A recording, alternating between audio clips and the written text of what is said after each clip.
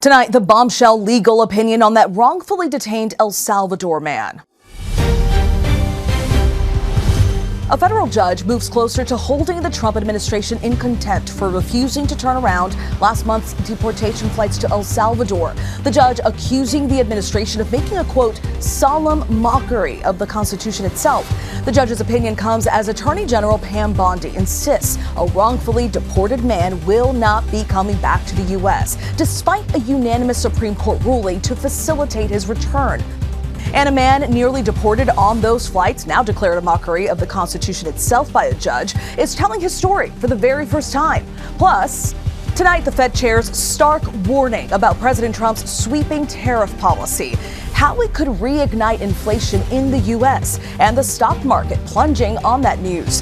What comes next? Plus, I thought someone was breaking in, and it was so chaotic that I thought they had a mission, and the mission was to kill us. Imagine a police SWAT team bursting into your home, but they have the wrong address. It happens more often than you think. And now the Supreme Court is deciding whether officers should be held accountable. And the Fire Festival is postponed. And for the first time since it was discovered 100 years ago, tonight we have the first images of a colossal in its natural habitat, deep down underwater. From ABC News World Headquarters in New York, this is Prime with Linsey Davis.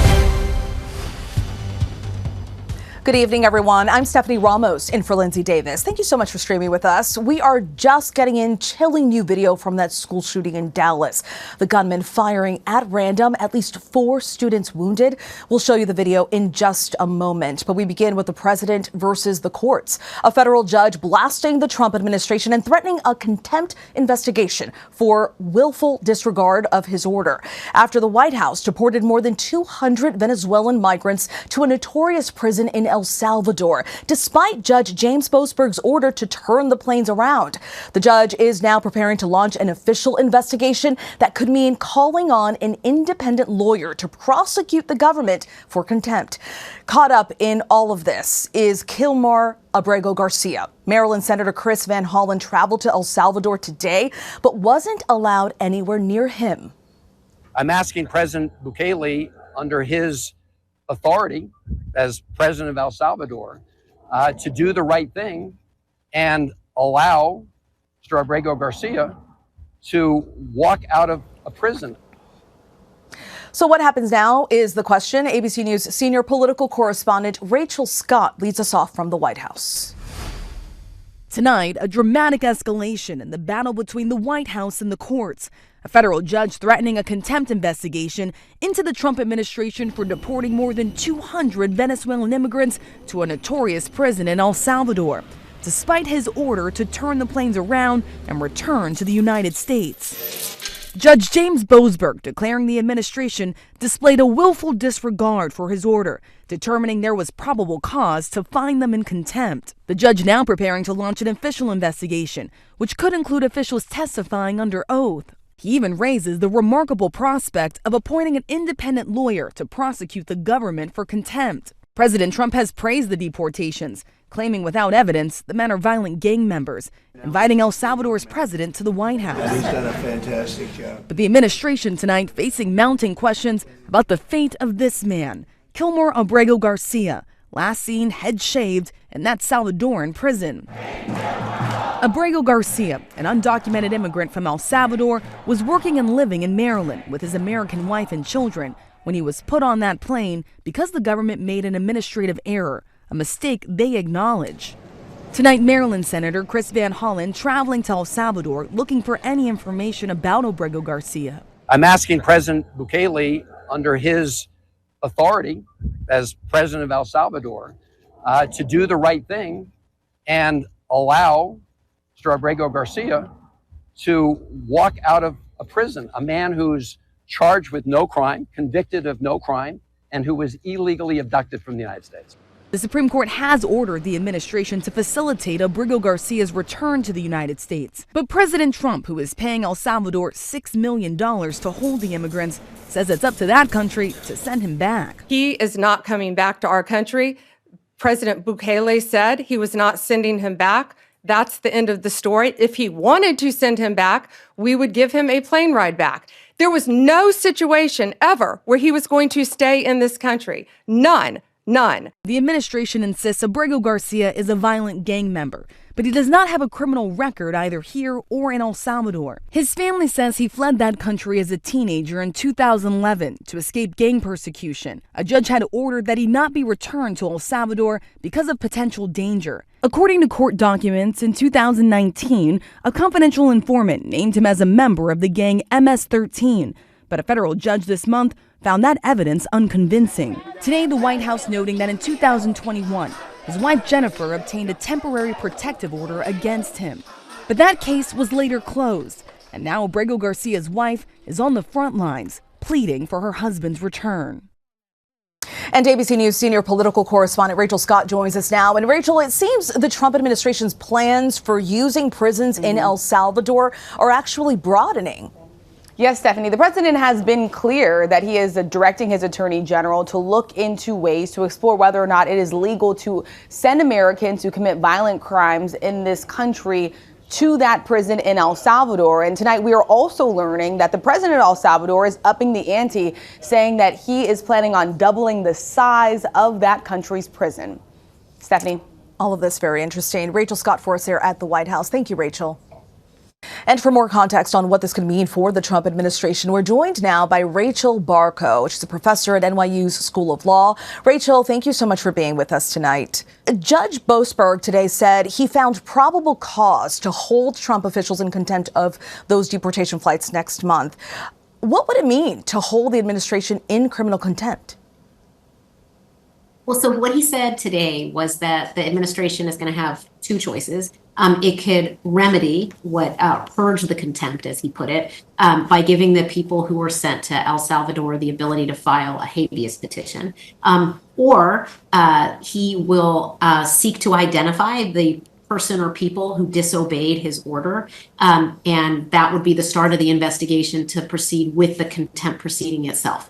And he would ask the Department of Justice to bring that contempt proceeding. If they were to say no, he said that he would appoint someone else to do it. And then at that point, there would be an official action to look into and see. Right now, he just said there's probable cause to believe that there's criminal contempt. But at that stage, once a prosecutor was appointed, would be the actual inquiry to see if, in fact, there was contempt of the judge's order. We also know that Judge Boasberg gave the Trump administration a week to respond and prove that they did not violate his temporary restraining order. So the White House responded this afternoon saying they will seek immediate appellate relief. So what could be the potential consequences for the administration if they miss the deadline and Judge Boasberg moves forward? It could be a fine. It could be imprisonment of the people that were actually held. But getting that contempt order enforced would also require cooperation by the Department of Justice, and it's possible that they wouldn't comply with that. What the government has said so far is just, we're going to file an appeal right now in the hopes of avoiding it entirely. And Rachel, while we have you, I do want to ask you about that Maryland man that was detained. Yesterday, another federal judge blasted the Department of Justice over the case of Kilmer Abrego Garcia, the Maryland resident sent to El Salvador by mistake, criticizing the administration's inaction to bring him back after the Supreme Court's ruling. So what can legally be done to force the administration to do something about this? I think in that case, the Supreme Court is going to have to step back in again. I think it's clear that the administration is not complying with what the Supreme Court said it had to do, which is to facilitate his ability to file this habeas petition, to bring him back and give him the process that he is due. And I think what the administration is basically making clear, both in this case and Jeb Boasberg's case, is that they're really thumbing their nose at district courts, and they're essentially saying, we're only going to listen if we're going to listen at all to the Supreme Court. But so what the court needs to do to avoid that is, in very clear terms, state, this is what we mean by facilitate. You need to do X, Y, and Z. And I think that's the point at which, if the administration says no, we are in full-blown constitutional crisis. Such a complex situation. But here's something else that I think we have to talk about, that we hear others mentioning, taking a step back. What happens if the administration just decides to ignore all of these court orders? Is that the end of the road, or who can actually make sure they follow them? Supreme Court lacks the power of the purse. It lacks the power of the sword. There's really nothing the court can do other than issue the order. So at that point, it becomes a matter of Congress stepping up and potentially impeaching, saying this is not acceptable in a country that follows the rule of law. I would imagine we might see massive protests around the country. That's what's happened in other countries when leaders have disobeyed their high court orders.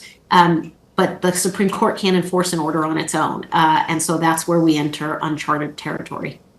Well, it's a matter of time. We will see what happens. Rachel Barco, thanks so much for joining us tonight. Appreciate your insights. Thanks, my pleasure. Now to Federal Reserve Chairman Jerome Powell's warning that President Trump's sweeping tariff policy threatens to reignite inflation and slow growth. His words sparking losses in the stock markets. ABC's chief White House correspondent Mary Bruce joins us now. And Mary, it seems Chairman Powell's words were his starkest warning yet. Yeah, it certainly does, Stephanie. Jerome Powell, the Fed chairman, saying that Trump's tariffs would most likely lead to even higher inflation and slower growth, and stressing that the president's tariffs were significantly larger than anticipated, saying they could create a, quote, challenging scenario for the central bank. It comes as President Trump today met with Japanese negotiators, his first in-person tariff negotiations that we know of. The president tonight saying they made big progress, but no deals have been made yet with any country. And of course, the trade war with China is only getting worse. So far, Beijing showing no willingness to come to the table. Stephanie. We're, of course, watching all of this very closely. Thank you very much, Mary. Mary Bruce for us at the White House. Next tonight, Health and Human Services Secretary Robert F. Kennedy Jr. spoke out again today about autism after the CDC released a new report showing a rise in the number of children diagnosed with autism spectrum disorder. ABC's Steve Osunsami is at the CDC for us tonight.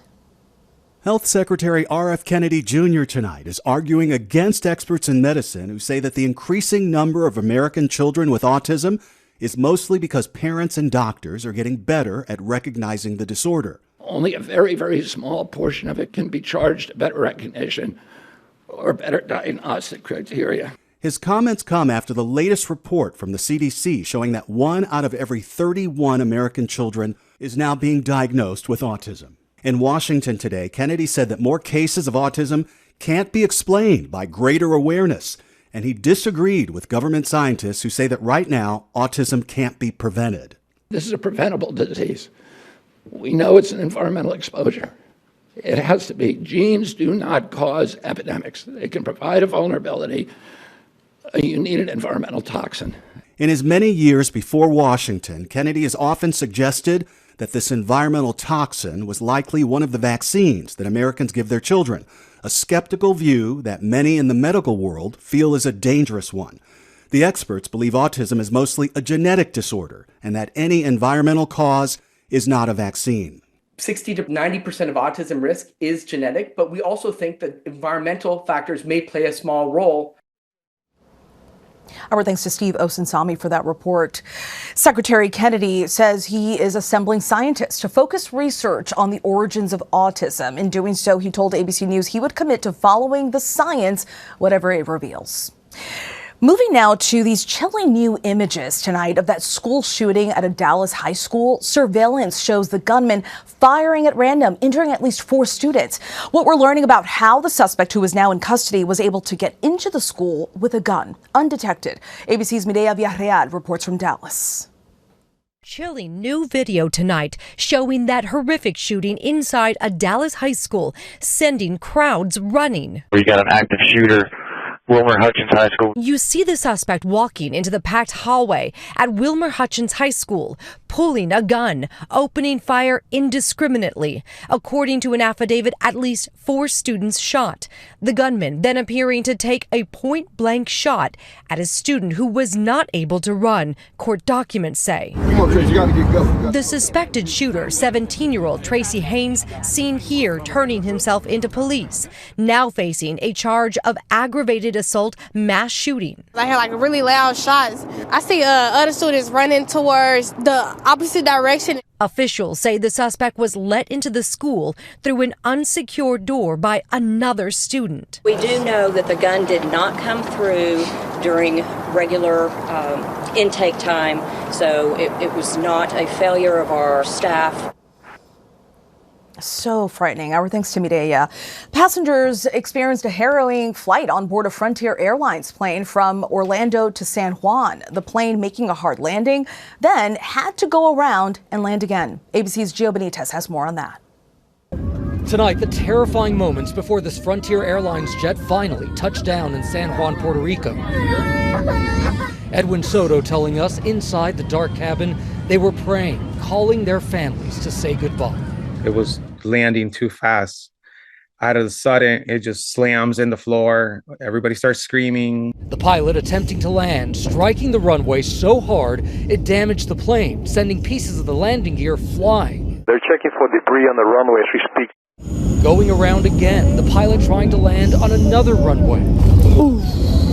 Passengers gasping, some applauding when they arrived on the ground.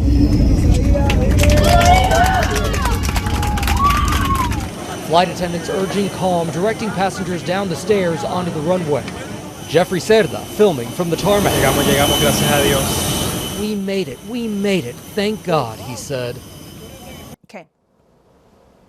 Our thanks to Gio Benitez. Multiple top aides to Defense Secretary Pete Hegseth have been suspended over the last 24 hours in connection to the Pentagon's sweeping leak investigation. This comes just weeks after Hegseth revealed details of the U.S. attack on Yemen in a Signal group chat. Here's Chief Global Affairs Correspondent Martha Raddatz. Tonight, the number of high-level Pentagon officials now banned from the building growing. Secretary of Defense Pete Hegseth refusing questions, while again finding himself in a swirl of controversy, with 3 top aides at the Pentagon suspected of leaking sensitive national security information. The latest to be escorted out of the Pentagon by security personnel, Colin Carroll, Chief of Staff to the Deputy Defense Secretary. Also put on administrative leave, Darren Selnick, Hegseth's Deputy Chief of Staff, and Dan Caldwell, one of Hegseth's closest advisors, who is in the room with Hegseth when he meets with foreign dignitaries. Selnick and Caldwell both worked with Hegseth long before he took the reins at the Pentagon. Caldwell was on the Signal chat last month, where Hegseth himself was in hot water for sharing sensitive information on a commercial app about attack plans in Yemen. The leak investigation began in late March after several sensitive national security stories were leaked, including a possible top-secret briefing scheduled for Elon Musk with the Joint Chiefs. Our thanks to Martha Raddatz for that report. We want to go back to the immigration showdown and the folks caught in the middle. We want to bring you the story of Adrian Gil Rojas. He's a man who was here legally and claims he was mistakenly detained by ICE and thrown into a detention center.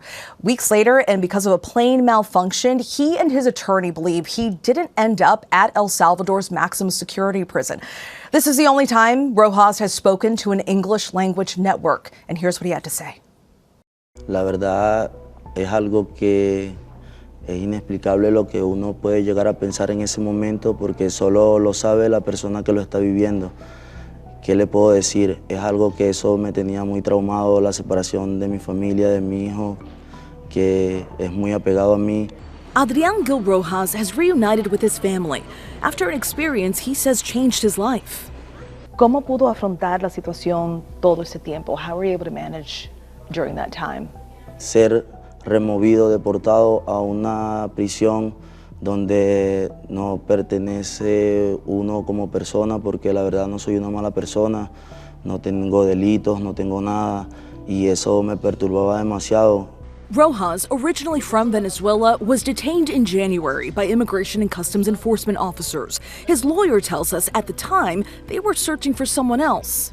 It was early in the morning, and ICE basically just entered his home without any permission, didn't have any reason or evidence to detain him.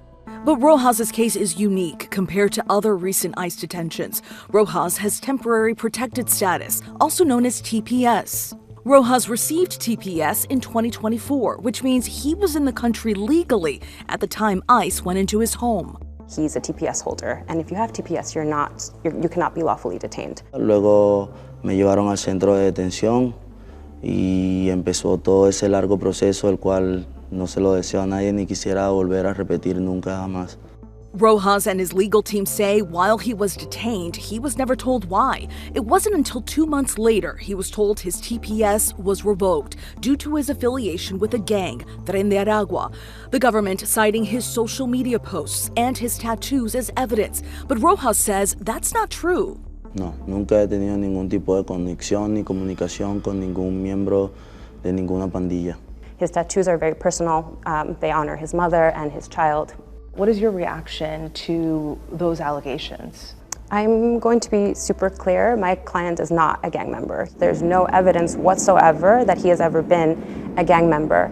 He was detained for 2 months. He was never made aware. ABC News has reached out to the Department of Homeland Security for comment, but the request has yet to be returned. Weeks after being detained, Rojas' wife reached out for legal help, hoping it wasn't too late. Rojas, however, had just been put on a plane in Texas. He was on the plane, but due to the plane malfunctioning, they all had to be returned back, which brought us an extra day to be able to file this habeas. Le doy gracias a Dios primeramente que ese día el vuelo no pudo salir.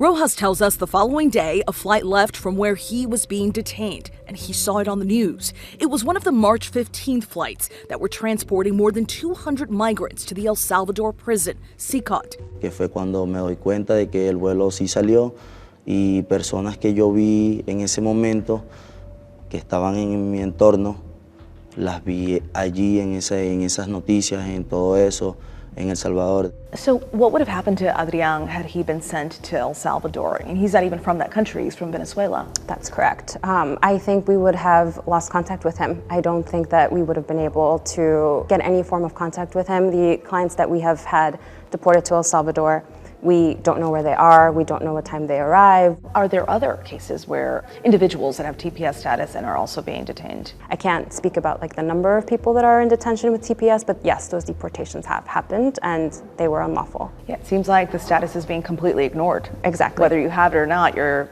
being removed. Right. I think that's something we need to think about. What protections do we actually have if you're applying for this legal form of status and it means nothing and it lands you in detention and potential deportation right after?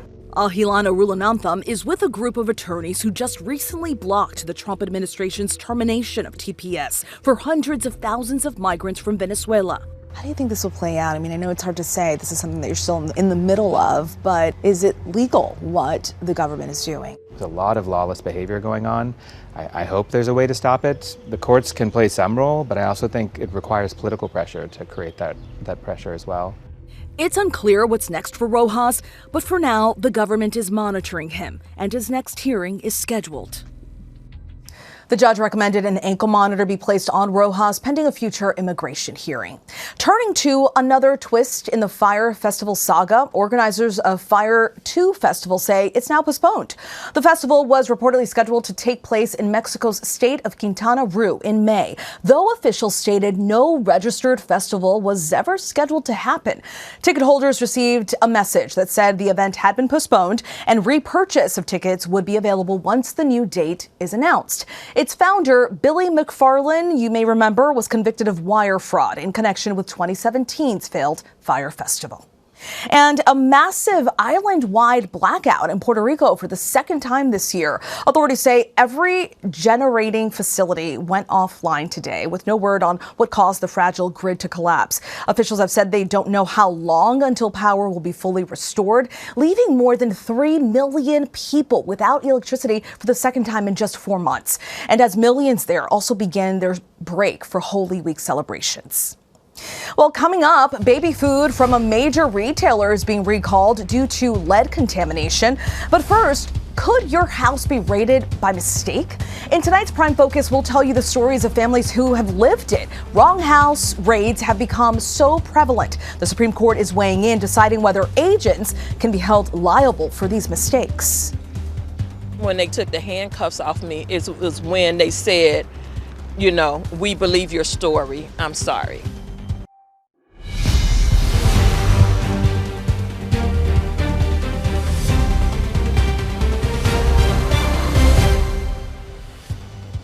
Imagine a police SWAT team bursting into your home without warning, but then officers realize they have the wrong address. It happens more often than you might think in America. And now the U.S. Supreme Court is deciding whether federal agents can be held liable for those innocent mistakes. In tonight's Prime Focus, ABC's senior Washington reporter Devin Dwyer explores whether families can seek compensation for the physical and emotional harm, or if police are immune.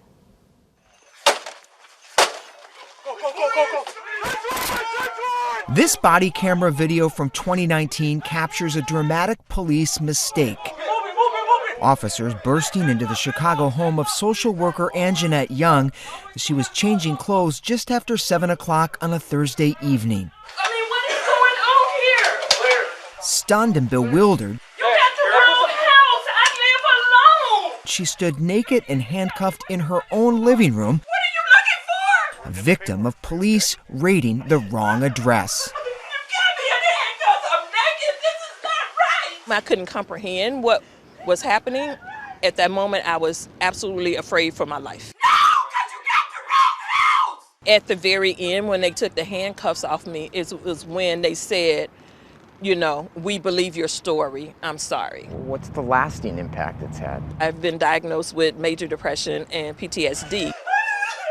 Time does not cure it. It is something that you live with, and you have to learn how to manage it. Chicago police, like most law enforcement agencies, don't keep track of wrong house raids or publicly report data. But a 2023 review by the city's inspector general found at least 21 cases over a 4-year period.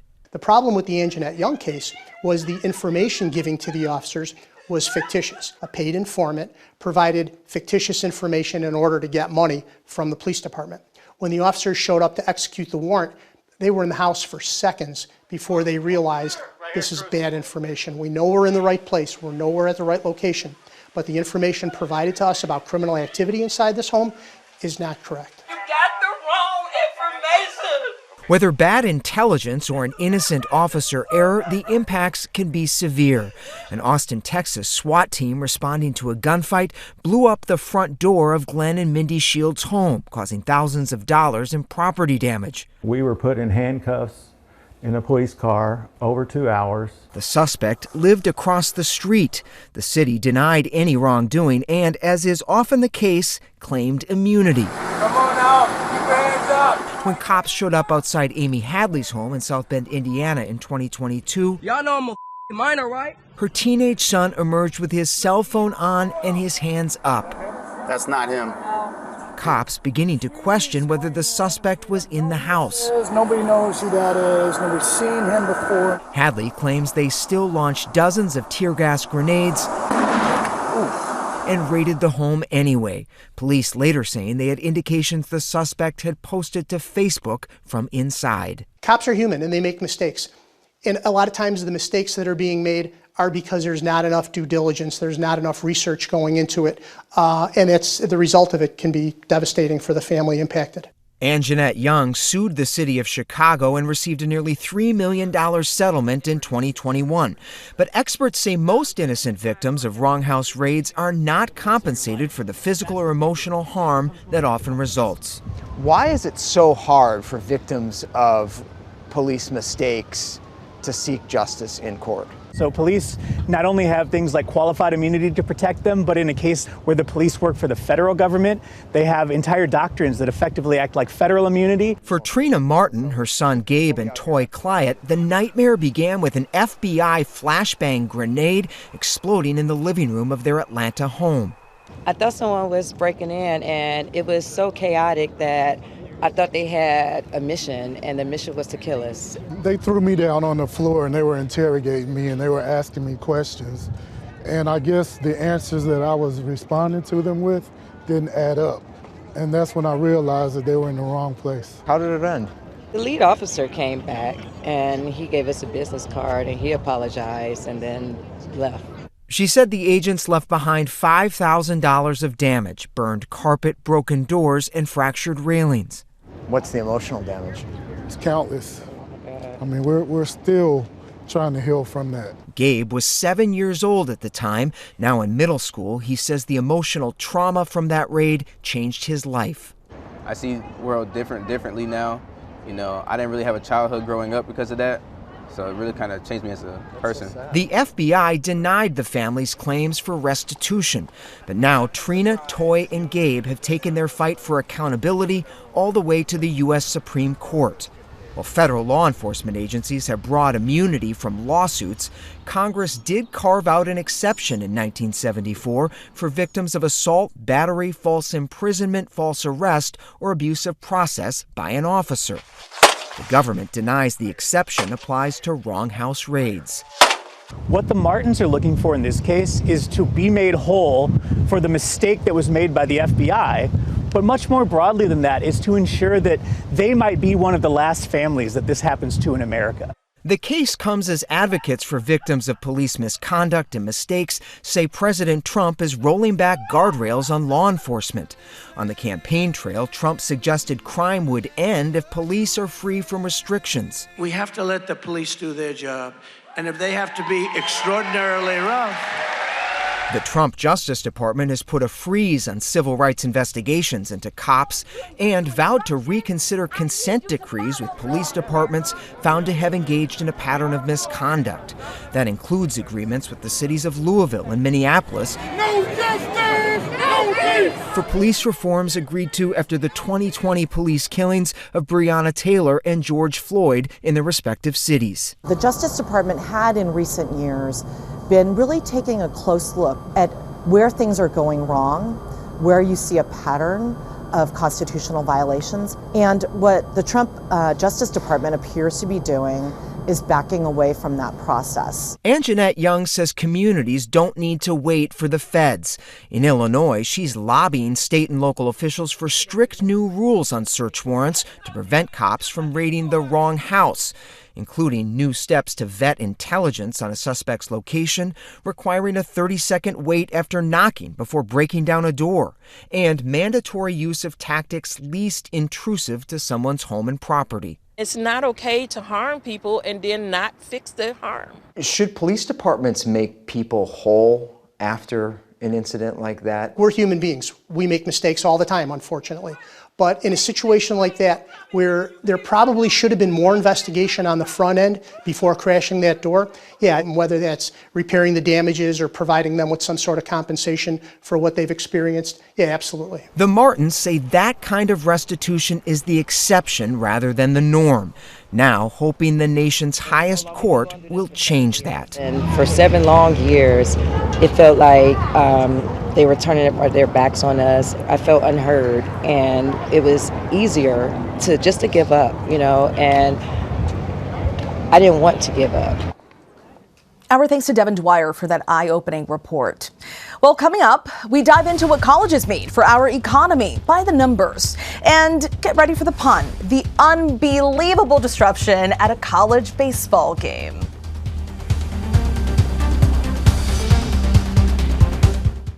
Today, President Trump posted on social media that Harvard University is a joke and has stripped them of federal funding. So let's dive into the economics of higher education by the numbers.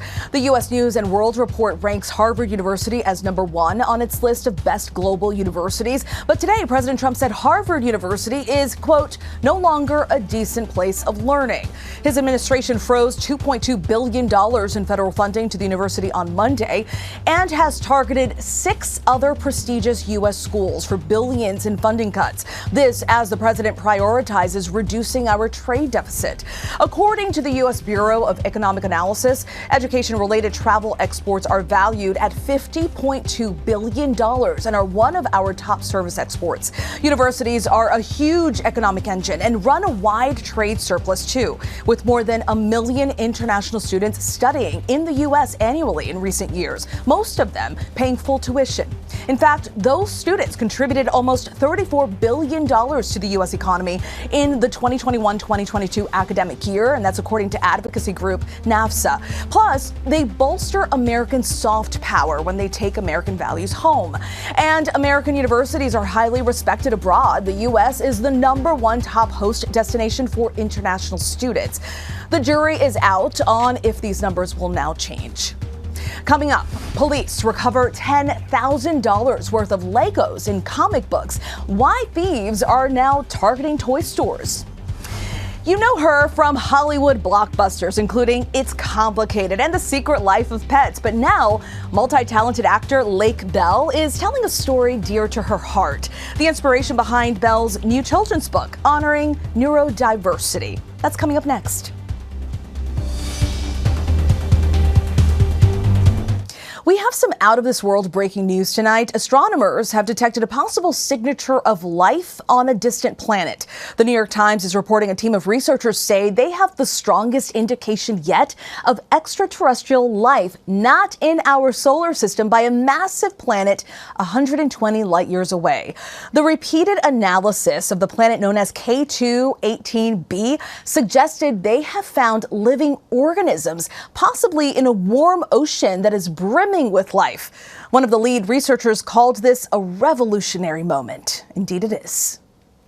New details tonight about the investigation into the death of actor Gene Hackman. We've now received a trove of new information, including details on what his wife was searching for before she died, and the video that shows the first-person view of officers as they found the couple at their home.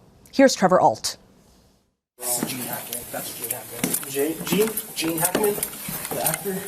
Just released body camera and surveillance video from the death investigation of Gene Hackman and his wife Betsy, giving fresh insight into their final days. So I think this is where he was sleeping.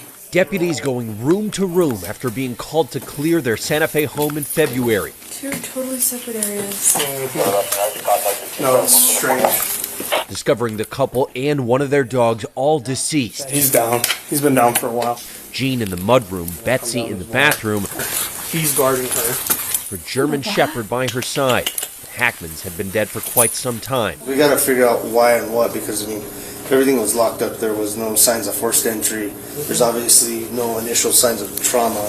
The officers learning the maintenance worker who called for help hadn't heard from the couple for 2 weeks. And Gene's daughters, Elizabeth and Leslie, overheard on the phone saying it had been even longer for them. What we are trying to find out is who the last person was that had contact with your parents. Are there any text messages between you guys or anything like that? No, we haven't had contact with them lately. Just like an estimate? Has it been weeks or months? Months. And we're now seeing some of the moments Betsy was seen in public. This surveillance footage from a CVS pharmacy in Santa Fe, Betsy wearing a mask. According to a report obtained by ABC News, Betsy believed she had COVID. She said she'd canceled a medical appointment, and her browsing history showed she'd searched whether COVID could cause nosebleeds and dizziness. Those are both possible symptoms of what officials say actually killed her, the rare disease hantavirus, which can be transmitted from rodents. And the report claims the Hackman's garages contain several indicators of a heavy rodent presence, though none were found in the main house. Investigators believe Gene Hackman died from heart disease and complications of Alzheimer's a week after his wife passed. One of his business partners speaking with authorities at the scene. It's crazy because Betsy's a lot younger than Gene, and, like, she's super healthy, man. Like, she's a health freak. She never had, like, any medical issues that you know of? Not that I knew of, no. She always dealt with Gene. Our thanks to Trevor Alt for that report. The baby food brand issuing a recall due to elevated levels of lead, and police recover thousands of dollars worth of Legos stolen from toy stores, and ranch dog to the rescue. The very good boy who found a toddler lost overnight in Arizona's rugged terrain. These stories and more in tonight's rundown.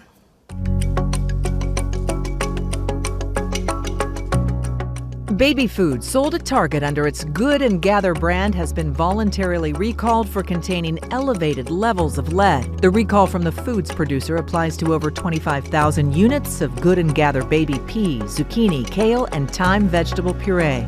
The FDA classified it as a Class 2 recall, meaning the products could cause temporary or medically reversible health issues. The Vatican press office says Pope Francis has delegated other cardinals to lead the traditional Easter ceremonies this weekend. It will be an unusual Easter without the Pope presiding, including for the Easter Sunday Mass in St. Peter's Square. Today, the Pope also met to thank the medical staff at the hospital that treated him for 5 weeks for pneumonia. The Pope saying thank you for being so strong. When women are in charge, things work. Pitchers for the Hillsboro Hops minor league baseball team found themselves in a sticky situation during last night's game. Players were sent scrambling when a swarm of honeybees took over their bullpen. A beekeeper was able to remove the hive in a cardboard box, but the Hops ended up losing, writing on X that they got stung. Officials in California recovered more than $10,000 worth of Lego sets, comic books, and action figures stolen from various stores. The Alameda County Sheriff's Office said a 29-year-old man was arrested in connection with the robbery at a comic book store, and a search of his apartment revealed the rest of the stolen merchandise, including nearly 200 boxes of Lego sets. Staff at the local businesses say they noticed thieves were selling their stolen toys online. For the first time ever, a team of scientists have captured footage of a colossal squid in its natural environment. The nearly 1-foot-long juvenile squid was recorded by the Schmidt Ocean Institute at the depth of just under 2,000 feet during an expedition off the South Sandwich Islands in the Atlantic Ocean. This year marks the 100th anniversary of the first identification of the colossal squid. An Arizona rancher's dog was credited for finding a missing toddler. The Yavapai County Sheriff's Office said 2-year-old Bowden Allen was reported missing after wandering from his family's home Monday.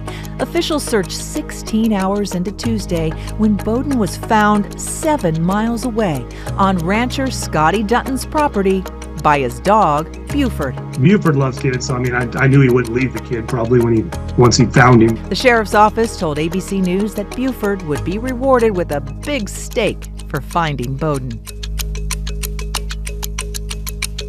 You may know award-winning actress and director Lake Bell from films like No Strings Attached, or as the voice of Poison Ivy in HBO's Harley Quinn series, and of course the movie It's Complicated. Now she's telling the story of her incredible daughter Nova in her debut picture book, All About Brains, encouraging children to learn, ask questions, and most importantly, to be proud about all our neurological differences.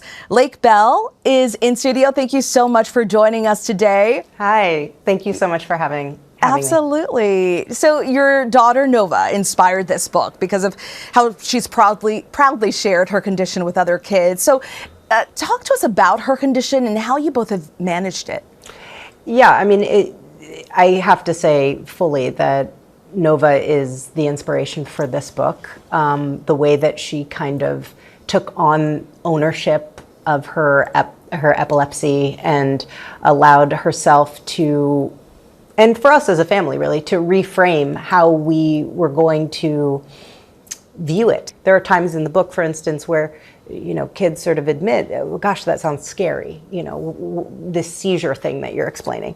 And that's okay too. That's part of the experience. And I think ultimately that's what we're trying to do. We're trying to create compassion and empathy for people with all kinds of different neurological differences. And I love how she calls it her superpower. That is such a beautiful thing. And I think I heard her earlier in studio when you were getting mic'd up. Is Nova there with you? She is here right now. How does she feel about the book? It's been definitely a source of bonding. I really admire her bravery too, to kind of, I would never do this if it wasn't something that I felt was respectful to her process and how she kind of owns her identity as somebody who has epilepsy and a seizure disorder. I think certainly for me as a parent too, it's nice as a caregiver to have somewhere to start this kind of curiosity and dialogue about things that can feel just so big. And as opposed to Nova hiding away that she has epilepsy, why don't we just talk about it and realize that she's 100% not alone. Why was this important for you as Nova's mom to raise awareness for children like her? I think there was this one moment where Nova would have to take medication to manage her seizures, and that's hard for any parent to your sweet this new person in the world, and to think that they'd have to take a real big girl medication in order to deal with a big girl condition, And there was a moment where she just looked at me and she's like, I don't want to take these meds. I don't like it. And I feel like I'm the only person in the world who has to take these. And I said, okay, You're not. And this was the first time I was like, okay, Instagram's great, because we went on Instagram Live and I said, is there anyone out there, anyone that has epilepsy and doesn't like taking their meds sometimes, And sure enough, people started popping on, just hundreds of people being like, yep, just grown-ups being generous with their experience and saying, listen, Nova, I know it can be hard sometimes, but I have epilepsy and, I got to take these meds too. And it helps me live my life in a way without seizures, And so there was this sense of camaraderie, community, and togetherness, which made her feel less isolated. And that was a very important moment. I thought, oh, okay, people just want to be seen, ultimately. And certainly when you feel different, you've got to find a way in. What's the narrative that's going to make you feel not odd, but different in a good way? Because we're all different, I also say to my daughter all the time, I'm like, look, everybody's walking around and everyone's got a thing. You might not see it outward, but we all have something. Exactly. Well, you and Nova should be so proud. This is such a wonderful book. The illustrations are beautiful too. So congratulations. Lake Bell for us tonight. Thank you so much for joining us. All About Brains is available wherever books are sold. And finally tonight, Time's 100's most influential people in 2025. And I have to say, here at ABC, we are definitely partial to at least one name on that list. Here's our Linsey Davis. Tonight, Time revealing their 100 most influential people of 2025. The honorees, leaders in the worlds of business and philanthropy, science and research, actresses, singers and songwriters. And one person we're particularly proud of, our own David Muir making the list, Time calling him one of the icons, and Diane Sawyer writing a tribute for David in Time, saying in part, like Peter Jennings before him, David is authoritative and dynamic, the first out the door to the story. Iraq's hunt for ISIS, hurricanes, fires. He traveled days to hold the hands of starving children in Madagascar and South Sudan, leading to millions of dollars in donations to the World Food Program. Diane going on to write, I think I know what destiny looks like because I've seen a photo of a serious 13-year-old boy talking his way into an internship at the local TV station. Now he's the anchor chosen for interviews by popes and presidents. He shows up calm, respectful, and fearless. I'm lucky that my successor is also the irreverent friend I want to hang out with when the camera shuts down. Tonight, the Time 100, the rare honor, and our congratulations to David for making the list. Diane nailed it. Authoritative and dynamic, and I'd like to add a very warm leader. Congrats, David. That is our show for this hour. I'm Stephanie Ramos. Stay tuned to ABC News Live for more context and analysis of the day's top stories. Thanks so much for streaming with us.